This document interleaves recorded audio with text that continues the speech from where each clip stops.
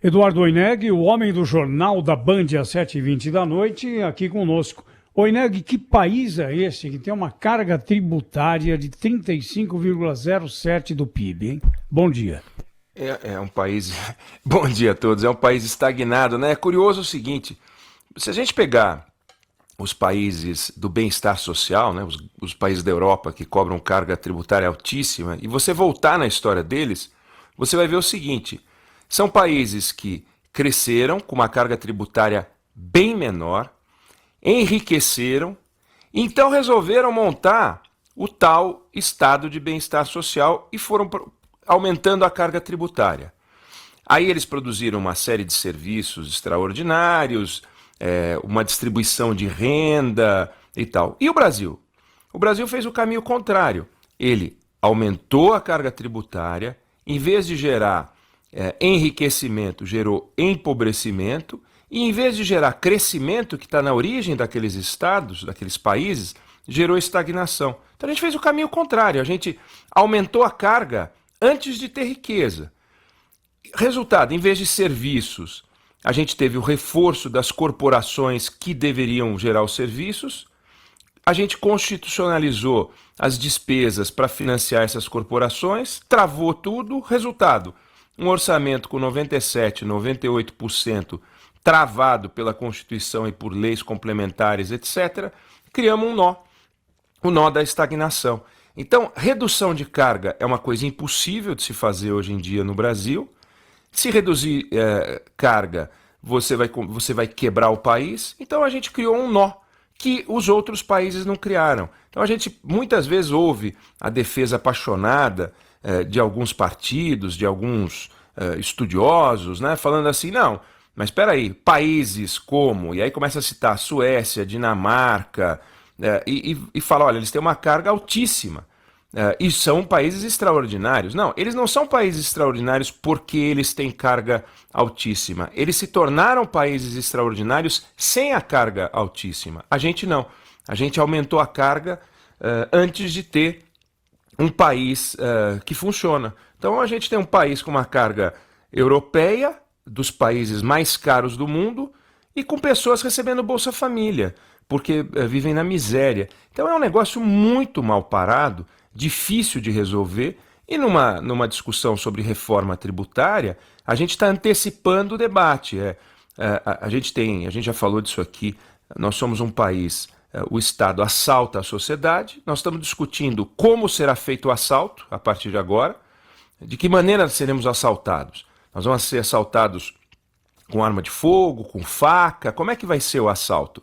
Porque a carga tributária não vai baixar. Ah, mas nós vamos simplificar a vida das pessoas, nós vamos simplificar o assalto. Agora, a gente não vai fazer aquela pergunta, vem cá, é para ser assim mesmo? Faz sentido a gente ter um Conselho Nacional de Justiça enterrando um bolo de dinheiro para alugar um prédio, para construir um prédio? Faz sentido o Estado gastar o dinheiro como gasta? São esses os serviços que a gente quer financiar com essa baixa qualidade? Isso a gente não discute. A gente está discutindo a partilha do butim entre as entidades, os entes, municípios, estados e governo federal, e a gente está vivendo assaltado, de qualquer maneira. Então, é uma discussão invertida e que vai forçar a gente, manter a gente na estagnação. E essa história do Palocci aí, do Sérgio Moro, que está hoje na Folha de São Paulo, hein, Eduardo Oineg? Então, não sei a impressão que vocês tiveram, mas ficou claro para mim o seguinte: os procuradores, nesse diálogo transcrito, são as conversas trocadas pela Lava Jato, você vê o seguinte: o Palocci, o ex-ministro da Fazenda no governo Lula, começou uma rodada de negociações para fazer a sua delação com o Ministério Público. Aí o Ministério Público começou a dificultar, fechou a porta dessa possibilidade, e como o Estado brasileiro é uma confusão dos diabos, o que ele fez? Foi conversar com a Polícia Federal e fechou um acordo com a Polícia Federal. E o acordo com a Polícia Federal foi homologado. Aí começou a ciumeira. Então, na minha interpretação, o que esses diálogos mostram é a exposição dessa ciumeira. Fechou lá. E aí a gente vai usar ou não vai usar esse material que ele entregou? E aí, quando esse material vai aparecendo na imprensa, você vai vendo que tem munição ali. Aí começa a ciumeira. Então, o Estado, para fazer leniência, é enrolado, o Estado, para fazer delação, é enrolado. Como é que pode a Procuradoria simplesmente falar, não quero fazer um acordo? E daí o acordo pode ser feito pela Polícia Federal. Autoridades constituídas, todas envolvidas num processo de investigação, um pedaço acha que dá para fazer acordo e um pedaço acha que não dá para fazer acordo.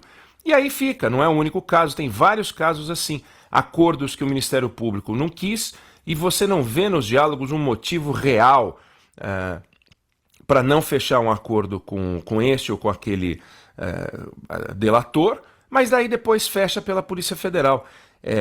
Falta uma organização na investigação e isso está acontecendo desde o princípio, porque há uma disputa entre as corporações, a Corporação Ministério Público, que se sente dono da verdade, e a Corporação Polícia Federal, que tem sido muito mais cuidadosa no seu trabalho de investigação. Em tudo que a gente tem visto da Polícia Federal, a gente tem visto mais juízo, mais responsabilidade.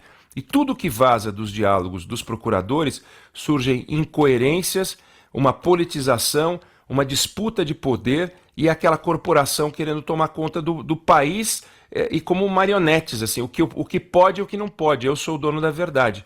O diálogo passa muito isso. Os donos da verdade discutindo se devem ou não ouvir alguém que estava do lado de dentro, mas assim, muito mergulhado no poder, podendo contar um monte de histórias. Não, vamos abrir mão disso. E daí a Polícia Federal fechou.